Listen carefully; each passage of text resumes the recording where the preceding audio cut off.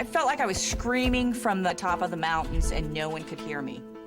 I want to die is pretty much what I was saying to her. I was starting to think that it was more of a psychological problem with her. That just hit us like a bomb had dropped on us. I see my mom, I see my brother, and I see my kids.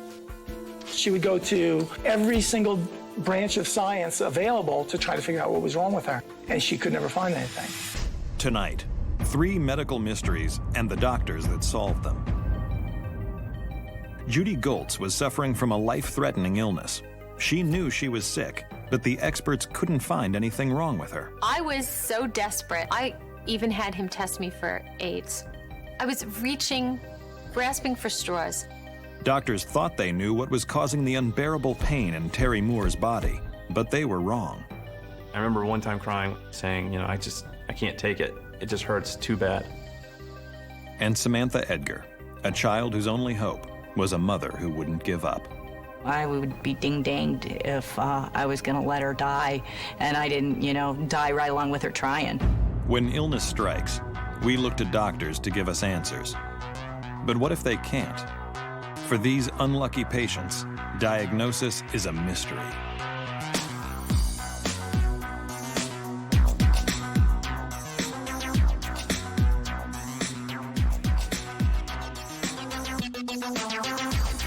Meet Samantha Edgar. When these pictures were taken, she was cute, energetic, a typical 3-year-old child. But 1 week later, this is what Samantha looked like, and no one knew why.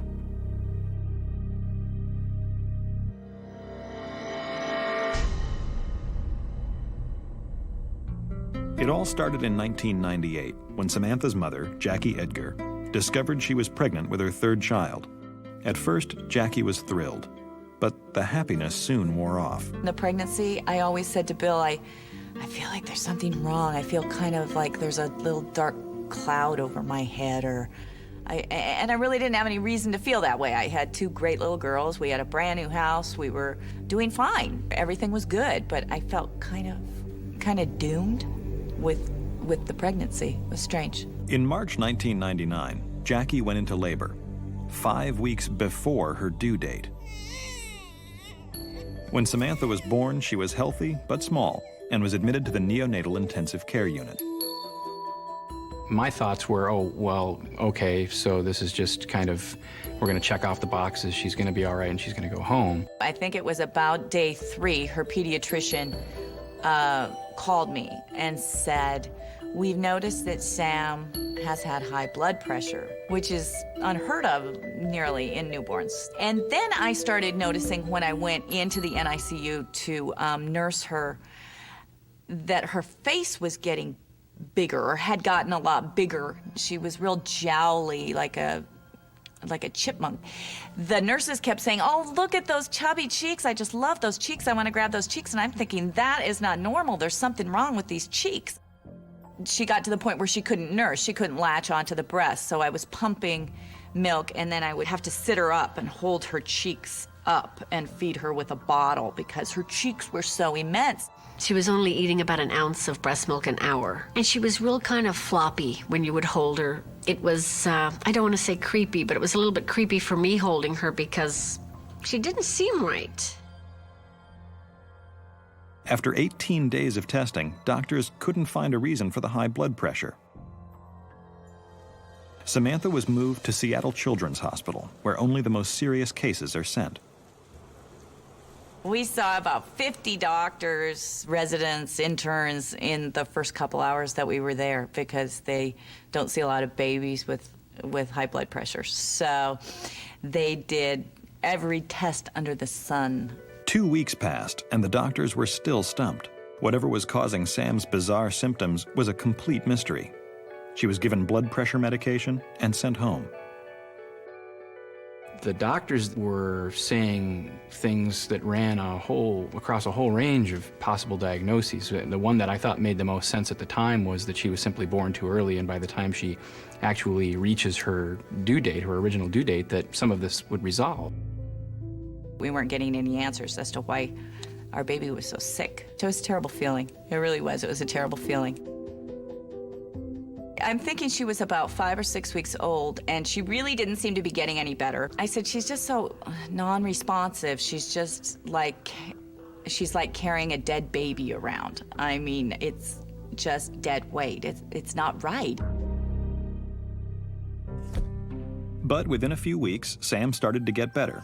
Her cheeks lost their puffiness, and Jackie and Bill tried weaning her off the blood pressure medications, which they thought might have been causing some of the listlessness. And lo and behold, her blood pressure numbers didn't go up at all. In fact, they continued to go down until she reached a normal level. And it was like a light went on with this baby. There was a remarkable change in her appearance where she started to look like a baby, and she actually started looking like a cute baby. She was gaining weight slowly. She was growing slowly, but she was good. We thought everything was okay. For the next 20 months, Samantha seemed like a perfectly healthy child. Then, practically overnight, she started to change. It started with this ferocious appetite. She would ask me for, she didn't talk very much then, but she would ask me for num-num, num-num, num-num, and this was a child who never really ate. She would just shovel food into her mouth, and then she would complain that she was hungry again. She started getting up at night, and she would get up every hour, and she'd be soaked. She had urine from, her neck down to her toes, front and back. And it was about then that I noticed the swelling coming back in the face and the redness, and then a little acne on her forehead, and her eyebrows started growing together. She gained over 10 pounds in maybe a little over a week, and wasn't our little girl anymore. She would look in the mirror and she'd say, "Who's that?" It was kind of sad because she didn't recognize herself. A lot of people were thinking, oh, she just grows, she's really going through a growth spurt. And I remember thinking at that time, this isn't a growth spurt. Well, I took my children to Las Vegas, and we were gone about 10 days. Samantha was perfectly normal and fine when I left. When I came back, I pulled up to Jackie's, and Samantha came running out to the porch to meet me, and there she was in this little dress. She had tights on, just stuffed into the tights like little sausages. And I remember Jackie had a T-shirt on from the Taco Bell, and it had the little Chihuahua dog, and there was a taco next to it, and Sammy kept going, yum, yum, yum, trying to eat the taco. Tina walked up the steps, and she said, "What happened to her?" She looks sick again. She looks like she did when she was a newborn. So I thought, this is the same thing. It's come back. Jackie's pediatrician suspected that Sam's symptoms were being caused by a hormonal imbalance, so he referred Samantha to an endocrinologist. But they had to wait 5 weeks for an appointment, and Sam, now 2 years old, was getting worse. She was in a lot of pain. She'd say, "My back hurts, my back hurts, my feet hurt, my head hurts," When Samantha eventually saw an endocrinologist, he tested her for a rare genetic disorder that causes chronic hunger. The results wouldn't be ready for over a month. In the meantime, Jackie was sent to a nutritionist. So the nutritionist said, she said that we needed to decrease her salt intake, decrease her snack foods, give her rye crisp if she wants, fishy crackers, that kind of thing. And I'm afraid I wasn't very nice to her. I actually, at one point, said, this isn't about Cheetos. She's sick. She's sick, and they don't know what it is. They didn't understand that. I think they saw Jackie as an aggressive, almost bitchy mom with this fat kid who had a fat kid and was wondering why her kid was fat. 5 weeks later, the tests came back negative. Whatever Sam had, it was not a genetic disorder. And at that point, for about a week prior to the test coming back, Sam just stopped eating. And she started sleeping through the night. Her appetite diminished, her face started to get a little bit thinner, she slowly dropped the weight. She went back to exactly how she was before. And I was still just hoping that this was some bizarre thing that happened, and maybe we were done with this whole mess. But I always had in the back of my head that there was something in her, something just waiting, lying in wait. 9 months later, Samantha's illness struck again. Jackie would call me on the cell phone. She wet the bed last night. She's starting to eat a whole lot. As Sam's condition deteriorated, Jackie was told she'd have to wait to see another endocrinologist. I said, you need to take her down there. There's something wrong with her. You need to park yourself down there and do not leave. I said, you're going to have to play the crazy card. I think we were there for about 3.5 or 4 hours, and then they paged us to see him. They pretty much said, we've seen this before. We've been here. Yeah, we know that she gets these little things, but I don't think it's anything. I did, I guess, understand right then that he wasn't going to be able to help me. I remember the look in her face, and she was, saying, nobody's doing anything. He just thinks she's just a fat, greasy kid. He thinks I'm nuts and hysterical, and I don't know what to do. I felt like I was screaming from the top of the mountains and no one could hear me. And then I started doubting my own sanity, thinking, am I making a mountain out of a molehill? Is this the way my child grows? Does she eat and eat and eat? But I knew in my heart, there's something wrong.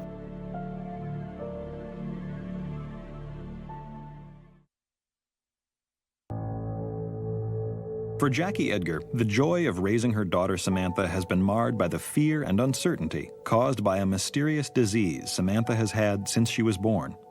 In 2001, the 3-year-old seemed to be getting better, but then it started all over again.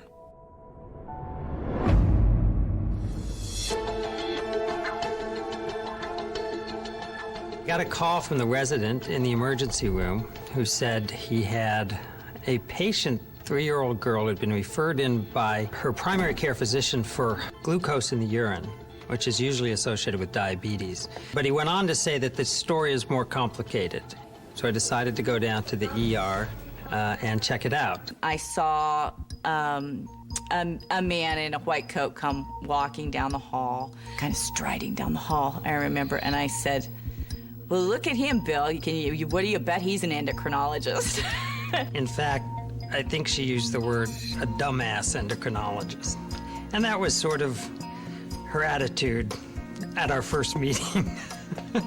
Jackie, I think, already had made the assumption that this was going to be another endocrinologist that was going to come in and send us down, a whole range of tests, poke holes in our daughter again, to no, successful diagnosis. I was ready to go to battle with him, and he just nodded. He said, I'm sorry you've had such a hard time with this. This is a puzzle. This is such a mystery, and it's a fascinating case. And he was exactly what I needed. So I just started talking to him a mile a minute, and he actually sat down and looked at her pictures and looked at her.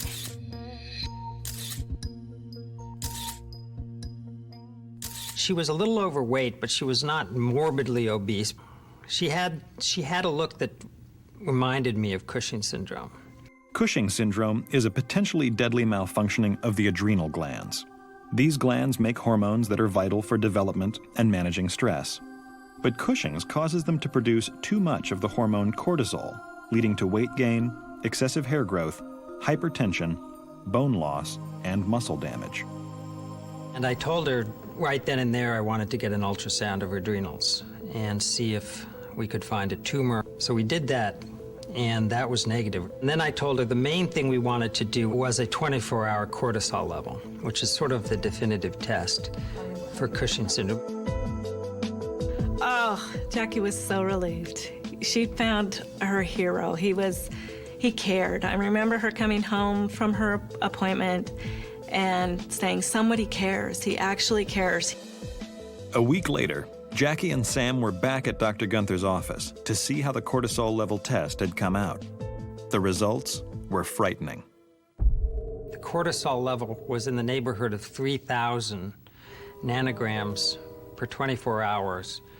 To put that in perspective, normal is less than about 15. So this was close to 500 times the normal amount of cortisol. So at that point, I knew what, but I didn't know how, and I didn't know why. The elevated levels of cortisol proved that Sam had Cushing's syndrome. But the puzzle was far from complete. Cushing's is extremely rare, and no one had ever heard of it occurring in someone as young as Samantha. Dr. Gunther admitted Sam to the hospital to find out why she was producing these astronomical levels of cortisol.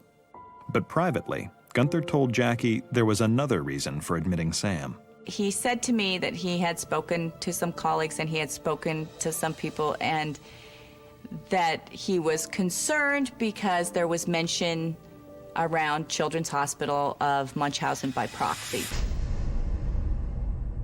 Munchausen by proxy is simply when a caregiver, usually the mother, is deliberately making the child sick, usually for the attention, presumably, that she garners from the attention that's lavished on her daughter or on her son.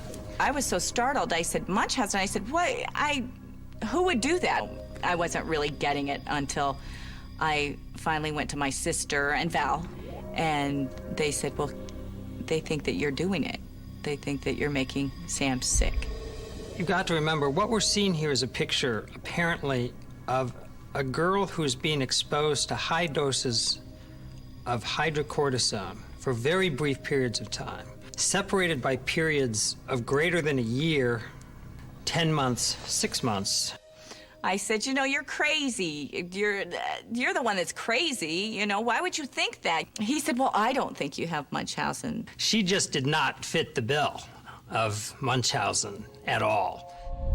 These, and they're almost always women, are usually very ingratiating with the medical establishment. You can say a lot of things about Mrs. Edgar and her relationship with the medical establishment, but ingratiating would not be one of the descriptions. Dr. Gunther knew that Sam was being exposed to too much cortisol, but now he had to prove that it was Samantha's own body, and not her mother, that was causing it. I told her we need to do some tests in a supervised environment because we have to take this off the table.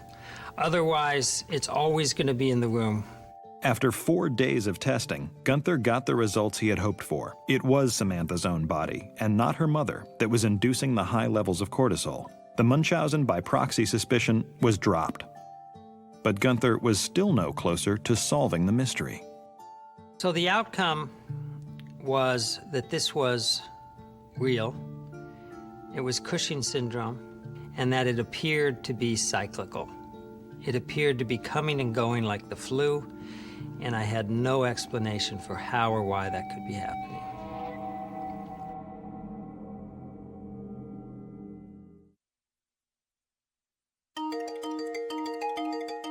After 2 years of searching, Jackie Edgar has discovered that her daughter Samantha is suffering from a rare and potentially deadly illness, Cushing's disease. Now, Jackie and her doctor, Dan Gunther, need to find out how to cure it. So I hit the books and did quite a bit of research. Acting more like a detective than a doctor, Gunther discovered a physician at the National Institutes of Health who was studying Cushing's syndrome.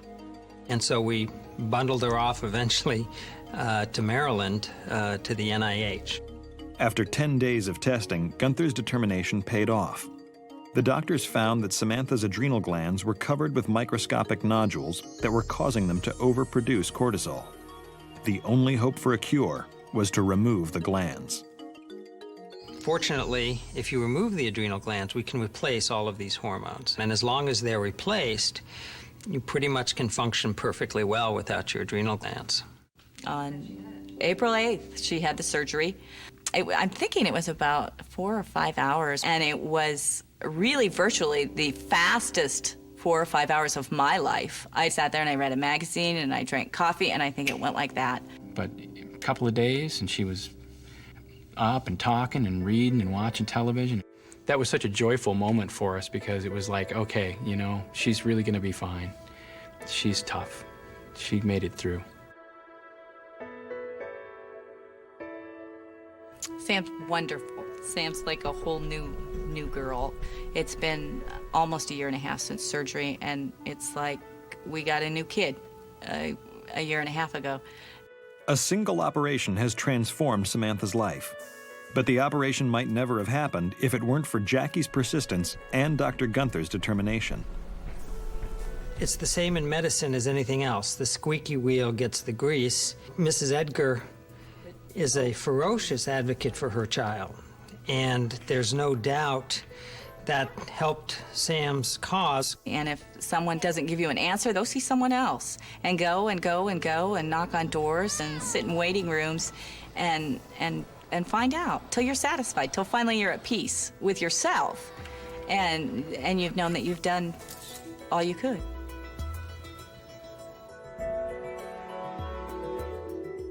Sam was cured when she was still very young. She has a whole healthy life ahead of her. But imagine a different scenario. You're a college student, a basketball player. Then one day, you are told you have a crippling, incurable disease. It happened to Terry Moore. In 1998, I was a junior in college at James Madison University, playing a lot of basketball, played every day pretty much. And I come home for spring break, and I wake up, it was Monday or Tuesday morning, and my knee was completely swollen and hot to the touch. And I tried to go to bed that night, and it hurt so bad, I couldn't leave it flat on a bed, so I slept on the couch. It was so much pain that I couldn't have the ceiling fan on. I could sense the breeze when our pet walked by, just horrible. Fluid drained from Terry's knee indicated that he might have gout, inflammation of the joints caused by a buildup of uric acid in the body. But the rheumatologist he was referred to disputed the diagnosis, and with good reason, according to Terry's internist, Dr. Fred Teweel. He did not have the kind of classic gout presentation that we see in internal medicine. Typical gout attack in an internal medicine is a man in his 40s, usually overweight, who has a family history of gout, who comes in with an acutely swollen joint, usually a toe joint. The rheumatologist told Terry it looked like he had a form of inflammatory arthritis, but arthritis can be difficult to diagnose. Unfortunately, with a lot of the inflammatory arthritis, there isn't a lot of times one test or one thing you can say, oh, that's what it is. Frequently, it's a syndrome. It's a combination of symptoms. Terry started taking anti-inflammatory medication. Didn't really tell a whole lot of people. Was always embarrassed about why I was limping around. You know, I'm 22 and I have arthritis. That's not fun to say to your friends. When we first met, Terry was hobbling around a lot, and of course you ask what's wrong or what's going on. Pretty much I think I told her I just had a sports injury. I thought, here's this outgoing, really nice, super nice guy who's athletic that just happened to hurt his knee and didn't really think that much of it. But after being with her for a little while, she kind of figured there's something else going on. Over the course of his senior year in college, the anti-inflammatories stopped working, and Terry's pain got worse. There were times at school he'd call and he just couldn't walk. The pain was so bad in the knee or in the foot that he would use crutches to get around with. It was really hard to watch him go through all the flare-ups and then the flare-up to go away and then come back maybe a week, maybe 2 weeks later. It was this constant roller coaster of what are we going to be able to do and what aren't we going to be able to do. Graduated in '99, and same things are still happening. Terry had been under treatment for 2 years, but the pain was still crippling. His rheumatologist tried a more aggressive approach, putting him on 2 new drugs, prednisone, a steroid, and methotrexate, a drug used in chemotherapy. The methotrexate is kind of made me, sick to my stomach. It pretty much, as soon as he took it, would be so horribly nauseous that he would just want to go to sleep. And with the prednisone, kind of makes you gain weight, and I started feeling fatter, and my hair actually just started thinning out a little bit. Now I'm 23, 24, and starting to look chubby and losing my hair. So it didn't feel great. Even with the new, powerful drugs, Terry's flare-ups got more frequent, each one more painful than the last. I stopped sports altogether at that point. It was almost like he was a totally different person. On a daily basis, you didn't really think about it, but when you took a step back, you went, we're not doing anything that we used to do. Terry's doctor told him that he probably had rheumatoid arthritis, a very severe and debilitating form of the disease. With rheumatoid arthritis, the body's natural immune system goes haywire and attacks healthy joint tissue. It can cause permanent damage to bone and cartilage. Joints can become deformed and lose all range of motion. That just hit us like a bomb had dropped on us. We knew how debilitating rheumatoid arthritis could be. And Kim and I had conversations about what's my future going to be. Is she going to be pushing me in a wheelchair when I'm 35 or 40? I never pictured a life not with Terry, and I never pictured us being apart, and I knew we would be together forever, but I didn't know how the day-to-day would be. She just stood by him and was always there for him. And I think in his mind that, do I really want to have her go through this not knowing what the outcome's going to be? The crippling pain also started taking a toll on Terry's mental health. In April 2002, after suffering with the disease for 4 years, Terry was desperate. He went to Dr. Tawil for help. And I told him, I'm coming to you because I have rheumatoid arthritis, and I'm not getting much better. I'm actually kind of feeling worse, but I'm getting depressed. I'm always in a bad mood, feeling down. He was facing a lifelong chronic disease that was going to cause him lifelong misery, at least to a certain extent, which would require medications that were certainly not benign, which would cause potential side effects in future health issues. Dr. Tawil prescribed antidepressants. Terry's mood got better, but his joint pain continued to get worse. February 3rd of that year, 2003, my elbow was inflamed. I wasn't feeling well. I took my temperature and I had it was like a 101, a 102.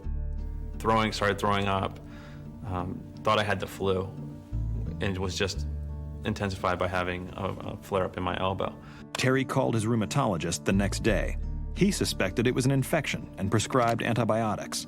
But by the following morning, Terry could barely move his arm. I walked into Kim and I said, I can't take it. And he started crying, and he started saying, I want to die. I cannot live like this. And he was resolved to the fact that he would rather die than have this pain ever again, let alone for the rest of his life.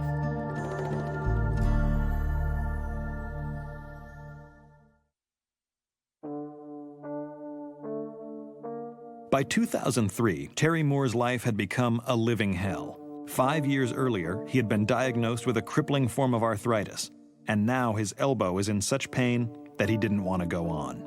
Desperate, he dragged himself to the emergency room. I remember walking in, and it was almost like, I'm here.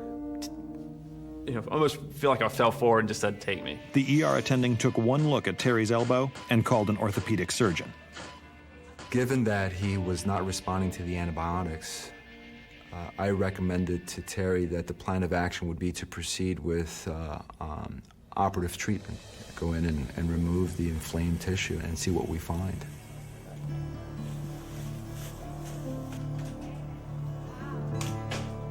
Came into the operating room and cut through the skin of the back of the elbow, and immediately there was fluid that came out.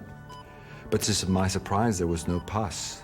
Pus being the byproduct of an infection. And then I proceeded to excise all of this material that was white, thick cottage cheese in nature. The next day, Dr. Aguiar told Terry and Kim about the cottage cheesy material he had found, but explained that they would have to wait for the pathology report to come back to see what had caused it. In the meantime, Kim did some research of her own. I started doing some searches on the internet for things like rheumatoid arthritis and cottage cheese. And that's when all these articles started coming up about gout, and the pictures were horrific. And that's when I called Terry, and he said, that's what they told me I had in the beginning. Kim's discovery was shocking. Could the source of Terry's misery be gout? The same disease he had been diagnosed with 5 years earlier? At Terry's follow-up visit, Kim asked Dr. Aguiar. I said, well, you're right, it's possible. When you have a patient with a swollen joint, there's a huge list of possibilities that it could be. Rheumatoid arthritis, gout arthritis, Reiter's, psoriatic arthritis, infection can cause arthritis, the list goes on. Gout, in Terry's case, was not top of my list when I saw him in the hospital because it looked to me like infection. But when the pathology report came back from the lab, it showed that the material found in Terry's arm was full of uric acid crystals, a sure sign of gout, the same diagnosis that had been dismissed 5 years earlier. The discovery was staggering. Terry said, well, does that mean that I don't have rheumatoid arthritis? I said, well, sometimes you can have both conditions, but to me, what's going on in your elbow is clearly gout. And he asked me, does that mean that that's what I've had in my other joints? And I said, it's very possible. A urine test confirmed that Terry's uric acid levels were sky high. In healthy people, uric acid is excreted by the kidneys. But in Terry's case, his body was producing too much uric acid for his kidneys to handle. It was flooding his body and causing his joints to swell. Gout symptoms can be similar to arthritis, but the reality is that for 5 long years, Terry had been treated for the wrong disease.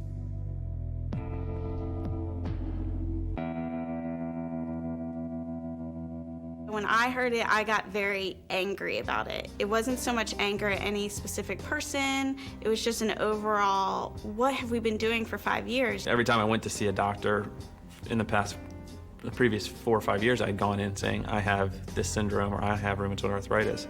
And that's pretty much how I was treated. And I was guilty of being caught up with his diagnosis. He presented with a 5-year history of presumed rheumatoid arthritis, so I assumed he had rheumatoid arthritis. Young and otherwise healthy, Terry was not a typical gout patient. But as he's learned, it's important to look beyond the obvious. There's a lot about medicine that is not logarithmic, and clearly it is an art. It's really incumbent upon us as patients to ask the right questions, to seek the right answers. The way I would look at treating or getting treated in the future is being aggressive myself and doing more research as far as what your symptoms may be. Terry went off the arthritis medication immediately and started taking drugs to cure his gout. It was just amazing, the difference in his personality.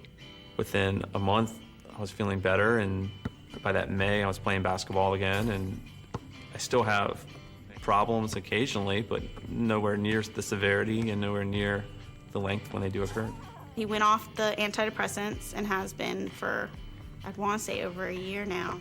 He was just such a happier person, physically, mentally, the whole deal. I think that's what gave him the courage and to ask Kim to marry him. The whole time, Kim was my support, and couldn't have gotten through any of it without her. I don't foresee anything that we couldn't handle together. Terry had been misdiagnosed for 5 years. What he did have was treatable. For others, an accurate diagnosis can mean the difference between life and death. In 1995, it was a very busy time. My brother was getting married. In addition, we were 2 weeks away from adopting my daughter. 41-year-old Judy Goltz is a mother of 2 and a registered nurse.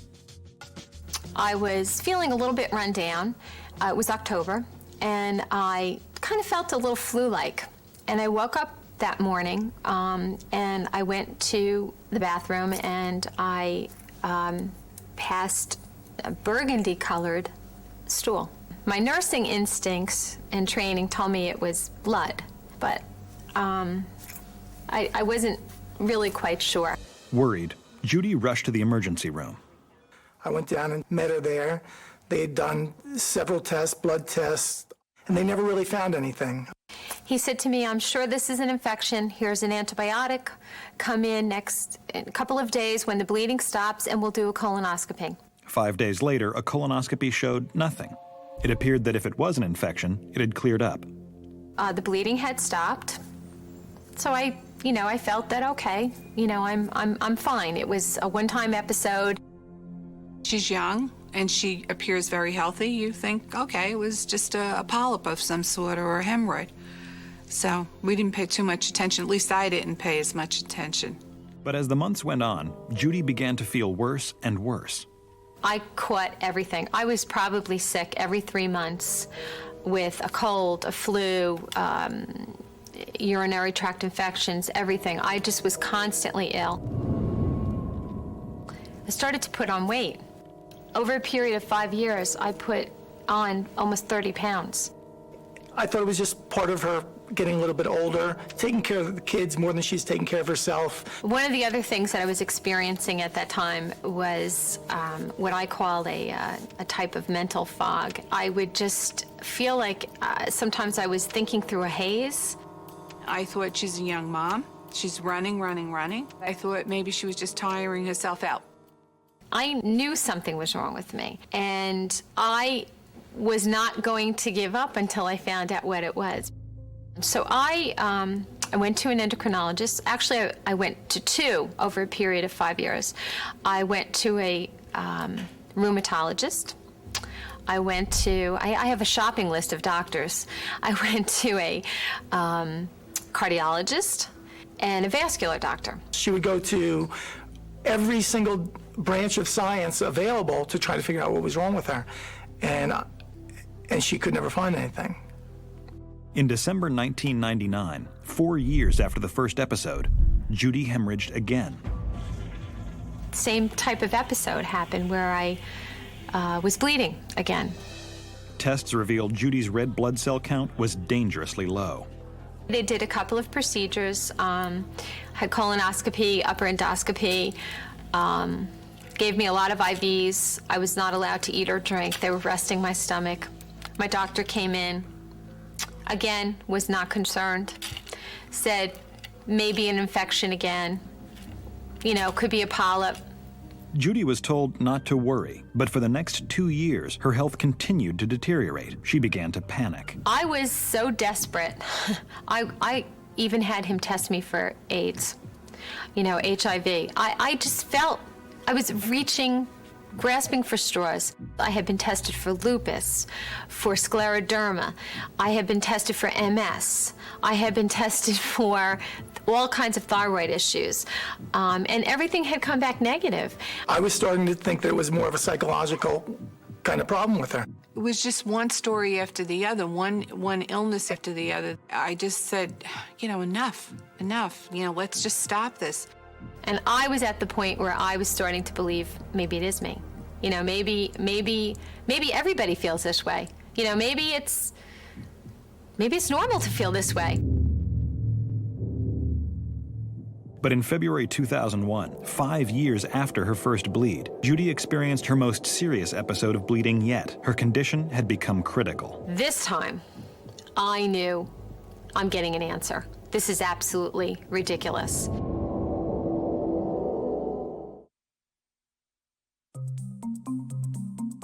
For 5 years, Judy Goltz had been suffering from frightening bouts of bleeding. She had been told again and again that it was nothing to worry about. Then, she met Mount Sinai Hospital's Dr. Mark Reiner. If a patient, any patient, has repeated problems and they're not receiving an adequate answer, then it's their right and in a certain way their duty to try to get the right answer. Dr. Reiner recommended exploratory surgery. He said, I'm going to open you up.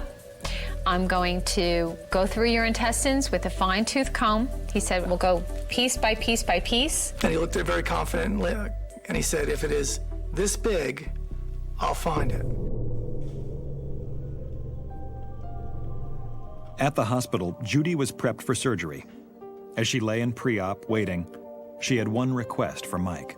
She said, you have to promise me, whatever it is, you come down to the recovery room and tell me. She said, promise. So I said, I promise you. I gave her a kiss and they wheeled her off, and I just went back and waited in her room for her to come up. When I first put the laparoscope in, the first thing you do is look around and explore the abdomen visually before touching anything. I looked at her in the pelvis to look at her ovaries. These were completely normal, as was her uterus. I looked at the liver and gallbladder, which were normal, and I explored her colon, which was also completely normal. Dr. Reiner's last words to me were saying, Mike, listen, it's about a 3-hour surgery. The longer I'm in there, that means I can't find anything. So I looked at my watch and said, wow, 3.5 hours, he didn't find anything.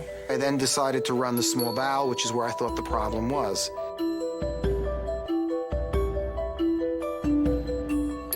And 15 minutes later, Dr. Reiner comes in, and he claps his hand, and he shakes his hands and says, "Hey, Mike, I found the cause of your wife's bleeds."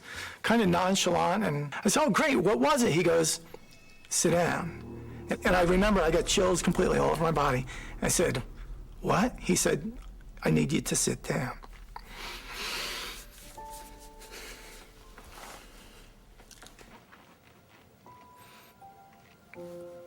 And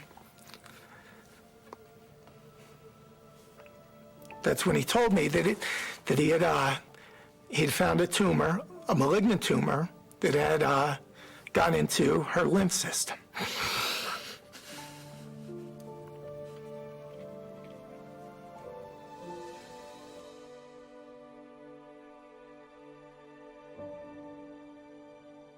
And the next thing I remember waking up was extreme pain. And my husband just sobbing, just absolutely sobbing. He's apologizing. "I'm so sorry. I'm so sorry. You know, I should have listened to you." Mike told Judy what Dr. Reiner had found. My whole world just narrowed down to like this big. And it was just horrible, just absolutely horrible. The next thing I remember is being transferred to the room. And that was hard because now I see my mom, I see my brother, and I see my kids. I'm sorry.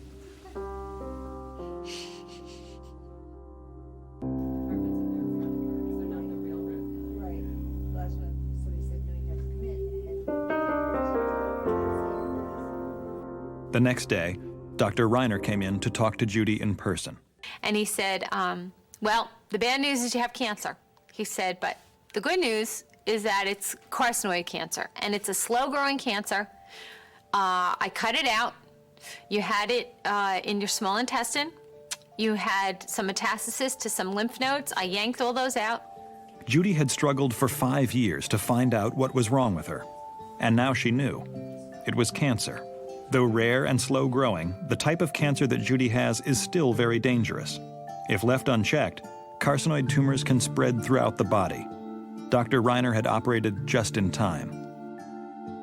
I felt, okay, you know, all right, at least I know what the enemy is. And, you know, I'm going to see somebody and I'm going to get a handle on this. With her tumor removed, Judy went home to recuperate. And I lost all 30 pounds within 2 weeks. And although I was weak and not feeling well, I could tell that I was gonna get through this and be better. But Judy's gastroenterologist explained that she wasn't out of the woods yet. The road ahead would be filled with testing and waiting. When you're diagnosed with cancer, you think, okay, well, what do I have to do? You know, chemotherapy, radiation, you know, let's do it. When you're diagnosed with carcinoid, unless you actually have an active tumor where they can see it and they can deal with it, there's not a whole lot to do. It's like you have to sit back and wait for the tide to come in, you know, and that's really frustrating. There is a very good possibility that it is gone. It isn't going to come back. Judy eats right, exercises, does everything humanly possible. I would say that her 10-year survival is probably in the 80% range. If she gets out to 10 years without disease, then her chances of going further than that become dramatically higher. By refusing to give up her quest for a diagnosis, Judy has greatly improved her odds for a healthy future. While doctors agree that the diagnostic process works most of the time, they also agree that medicine is not an exact science. What I often tell patients when they come to me, that common things are common. I live in Manhattan, right? And I tell them if you hear hoofbeats in Central Park, it's probably a horse, not a zebra. So in patients such as Judith, her original doctors went and looked for what is common because almost assuredly in their mind that's what they're dealing with. But Judy is determined to change that attitude. So I designed a pin, the awareness pin.